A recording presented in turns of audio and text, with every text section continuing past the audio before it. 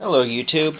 Just to give another bit of my Atari collection, we're going to start covering the various types of controllers I actually have for the system.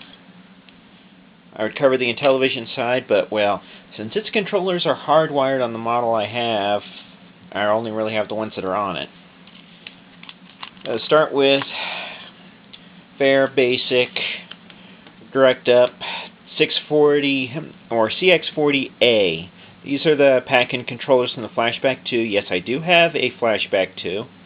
I've actually got 3 of these. I picked up another one at one of the thrift stores locally. I will not use the original CX40s. Compared to the CX40A, they're really flimsy. My experience is the nylon in the joystick shaft is going to be extremely beaten up, assuming that things aren't broken off on the inside, like the pin that it rests on the inside, or that the metal domes on the inside are going to be basically all bent out of shape and making it basically feel very, very numb. I like these because it's nice, solid, although I do sometimes get afraid of actually breaking it off at the screw point. It's got the rubber domes, so I'm probably not going to break these, but I don't actually use these much. These are not my favorite controller, but they're nice to have around.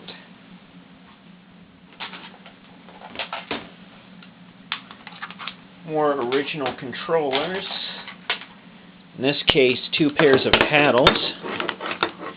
This set is the typical common type of paddle. Fairly late in the run, you can tell because it actually says paddle on it, has the paddles icon. I've actually got these numbered so I know which one's first and which one's second. And this other pair is actually the ones that came with my Heavy Sixer. These are the actual Heavy Sixer paddles. Tell because it actually says Atari on them as opposed to the other. The only issue I have comes with the boot on the port end. That's because it's come loose, so the wiring's exposed. So I try not to use this set. I do have a third set of paddles. These I also picked up at the thrift store. I actually have the box for these. They're a set of knockoff paddles. These actually have the best feel out of the paddles. There's not a lot of jitter. I haven't had to actually clean these ones. The other sets, I've done some cleaning. They don't work as well as I'd like compared to this set. Now I have a couple of types of these, which are the Wiko bat handle. Well, one is Wiko bat handle, the other one's the ball handle. Very, very good sticks. I would be surprised if I actually destroy these. The other one of the bat handle actually had a bad cord on it. It was crimped. I couldn't go up on it, so I had to replace the cord. I took a cord out of a Sega Genesis controller to replace it. But I also modified that one since I was in there, added the circuits. I was able to rework the switch to where it would switch which button does what, but it's actually a 2-button 7800 stick now. So it actually gives me some flexibility. These are among my standby sticks because they are that durable.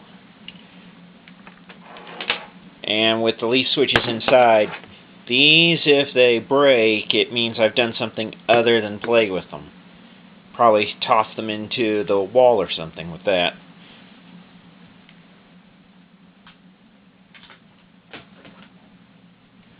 And another controller I have, I've actually got 2 of these. The other one's in the box.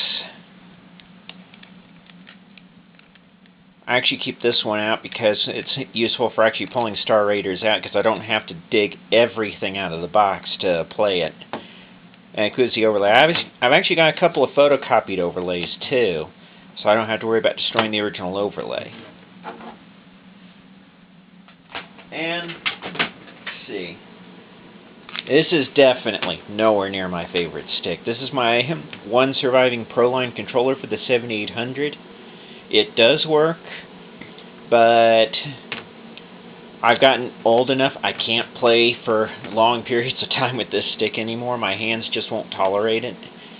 Back when I was in my teens and 20s, yeah, I could tolerate this thing all day, but not now. And finally, and this is my absolute favorite stick, but you can't exactly buy this in stores. It started its life as one of the Space Invaders plug-and-play games that had several Taito titles in it. I'd read up on Atari Age about people modifying these things. These things are really, really easy to modify.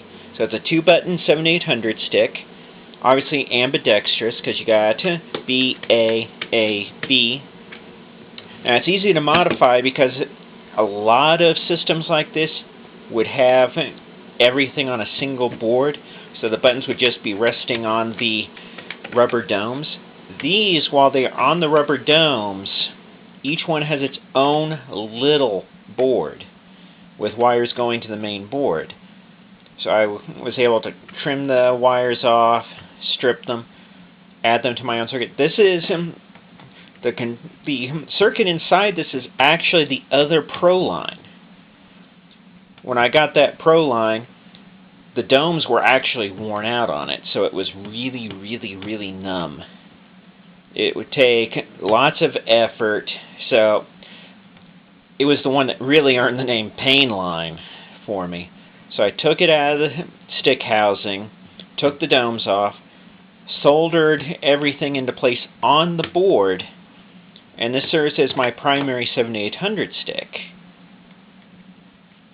So it's been just a quickie overview of all the controllers that I've got, at least for the Atari system, and we'll see you next time. Thanks.